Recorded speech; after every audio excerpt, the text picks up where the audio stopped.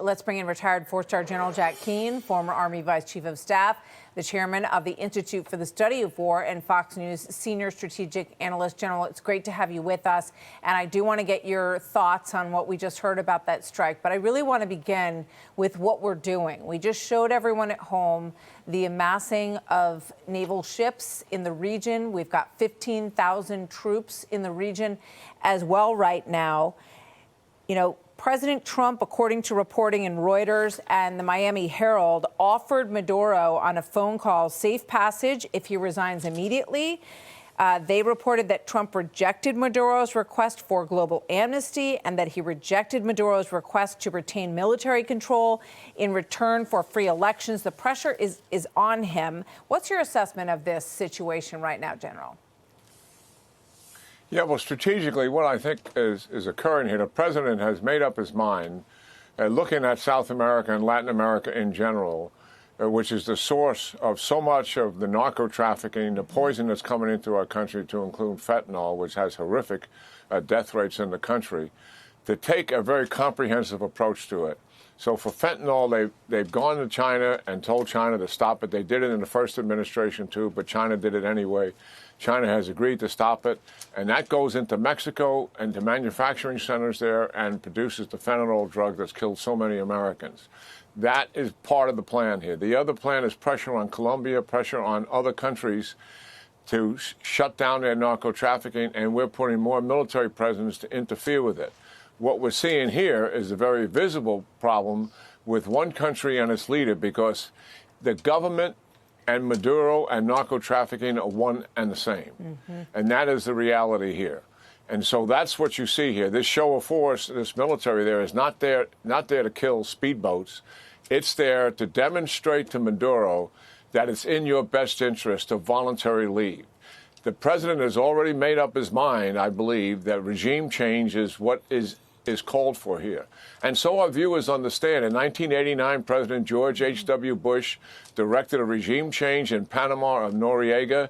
He was indicted in this country for narco trafficking and for human trafficking. He felt completely justified in physically removing him from power by conducting an invasion to do that regime change. In '94, just a few years later, President Clinton did much the same thing, dealing with Haiti, when a military dictator took over and removed the democratically elected president.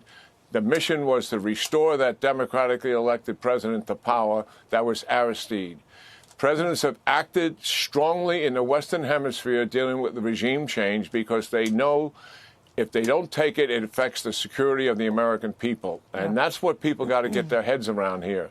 This president is dead serious about making certain that the poison that is coming in and killing us, he's conducting a comprehensive campaign. The ships, the airplanes, and the rest of it is focused on Maduro principally, but the campaign is much, much larger than that. Yeah, well, thank you. And I applaud the efforts. I mean, we've been wringing our hands about this for years. Martha, not doing much about it. No, I think you're so right. Clearly, we want Maduro to voluntarily get out of there. But the president has a lot of options, and certainly Maduro is much aware of what those options are. Yeah, much of what happens here is likely more in Maduro's hands than anybody else's. And Maria Machado, who is an opposition leader, said exactly as much. Let's play this quickly. This is from an appearance that she had the other day. Watch. We have asked for years the international community to cut these sources that come from drug trafficking and other criminal activities. Finally, this is happening, and he has been warned what not to do. These deaths are the responsibility of Nicolás Maduro. So that's Machado putting these deaths in these boat strikes squarely on Maduro because I think Jack may have lost. Did Jack lose audio, the general? I can hear you faintly, but go ahead. Okay. I think I'll make it out. All right.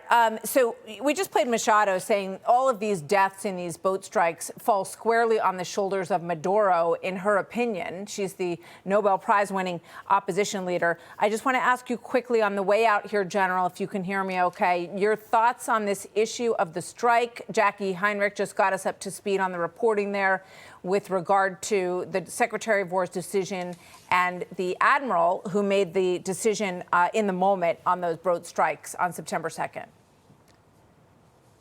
Yeah, well, first of all, I think we should just hold our fire here a little bit and let's get on with an investigation. I think the Pentagon should do the investigation. They do a lot of these things in the past, and they're very good at getting the facts out with all the variables and complexities that are involved here. And things are flying around by people that just don't know what they're talking about.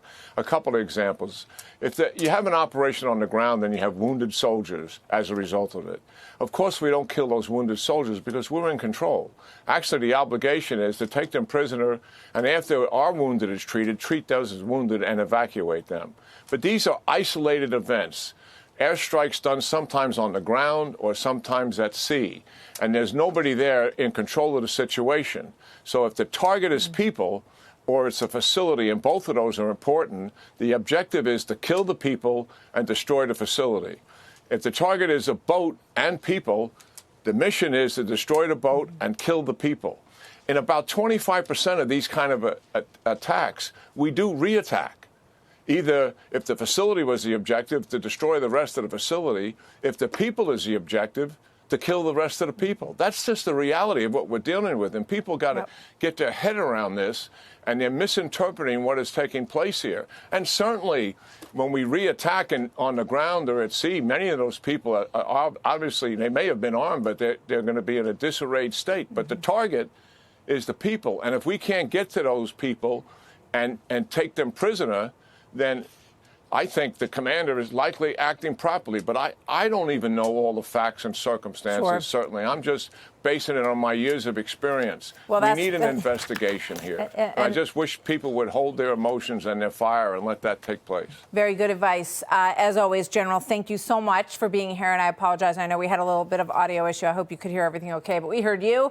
And we thank you so much for joining us today. Thank you, General Keane. Hey, Sean Hannity here. Hey, click here to subscribe to Fox News YouTube page and catch our hottest interviews and most compelling analysis. You will not get it anywhere else.